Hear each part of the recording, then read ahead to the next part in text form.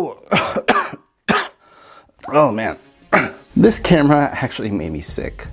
So I do apologize for my voice. So I'll quickly share as to why I'm sick of this camera. What's up, handsome people? If you're like me and you have a limited income, but you love expensive gadgets, you've come to the right place. On this channel, we focus on getting the best gadgets, well, scratch that, sometimes the best gadgets, for the least amount of cash. So if you're new here, subscribe now. And hey, don't be shy. Feel free to check out the links in the description below anytime during the video. So let's see what's got me down with the sickness. So first of all, this is supposed to be a 4K camera. It's a Panasonic LUMIX DC ZS70. I paid, well, let me see. How much did I pay? Well, let's see. So I paid $283.93 for this camera. Now, I'm always trying to look for a deal. So I actually got this open box. Watch, you could see. Let's see, it's Amazon inspected on the back. So it's an open box product. So that's why I got it a little bit less than normally it would cost. I think it's about $400 or so, give or take. And I was really excited for it because, you know, it's supposed to be a 4K point and shoot camera, a 30 times optical zoom, so on and so forth. Body looks pretty cool. It's got the lens that flips back, so it's great for selfies and all that. I was like, cool, you know, less than 300 bucks. Get myself a nice 4K camera. Point and shoot, maybe upgrade my game on this channel right here, be all good. So when I received the camera that night, I actually had a performance that my daughter had to attend for her dance recital type of thing. And so I took it, I was excited to put it to use, and then this happened.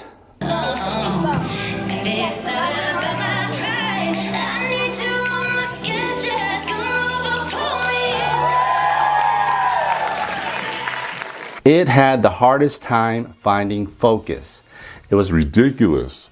Now I know it's low light and it's hard to pick up because it's so dim and all that. I just was like, well, maybe it's my settings.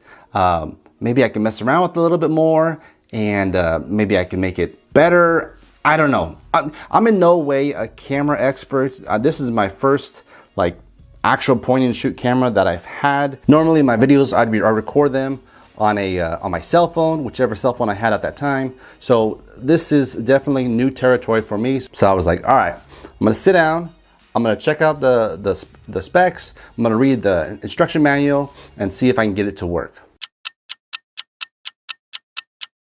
So after flipping through the instruction manual, getting a good sense of this camera and what it can do, I was like, okay, cool, I think I'm pretty familiar with it.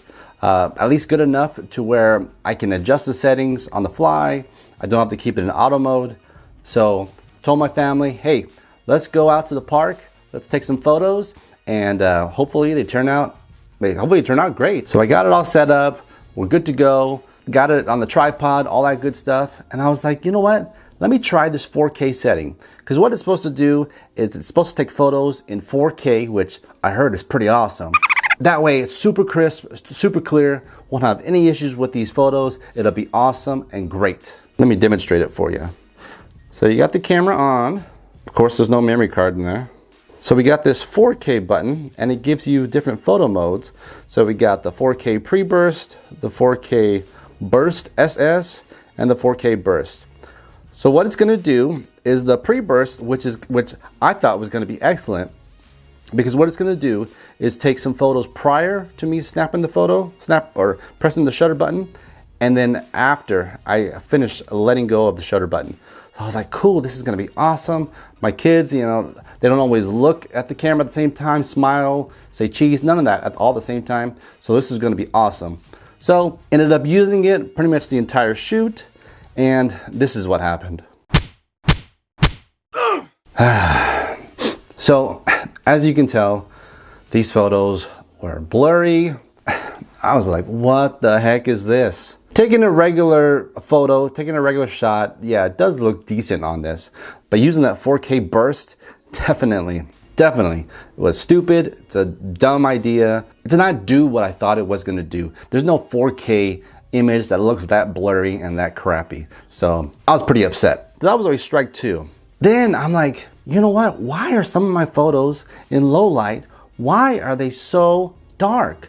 I mean, this thing's got a flash right there. Why is it so dark? And I realized something. When you hold the camera, what's happening is your hands are right here. Your fingers are right there. So let me see if I can get that on it. So your fingers are right there. Your shutter's right there on all that. The flash is right above where your fingers should be. Your fingers get in the way. This is not a big area right here. So your fingers get in the way of it almost every time. This is ridiculous. Okay, so that was strike three. Next, I was like, okay, let me try to shoot a video. Let me see how it looks. Let me see how it sounds, yada, yada, yada. And so I set it up. I'm about to record something and I'm like, oh crap. That's right. There's no mic input on this. I mean, this thing just has a HDMI and a charge port. That's all it has on the side. But I was like, okay, well, I was like, that's fine. I usually use my phones anyways to record video and audio. So I'll just use my microphone, hook it up to my phone. So I'll just sync it up and it'll be good and crisp and clear and all that stuff and we'll be good to go. The phone that I got, I love my phone. I love it, except for this one issue. For whatever reason, I could not figure out how to get my external mic to work on my phone. The only audio that I was recording was through the microphone that's on the phone itself. And that's no fault to the Panasonic whatsoever. It's just, you know, you're gonna spend $200, $300, $400. It should come with a mic input. So all the audio that you're gonna get to record is from the onboard microphones, which they're right there. And they're not facing me, they're facing my subject. They're facing what I'm recording. It's not good. It's not good. So I say all that to say this. Amazon, you're getting your Panasonic LUMIX 4K, whatever, you're getting it back. Bye-bye. So what do you guys think? You think I'm overreacting? You think that this camera is actually a good point and shoot camera?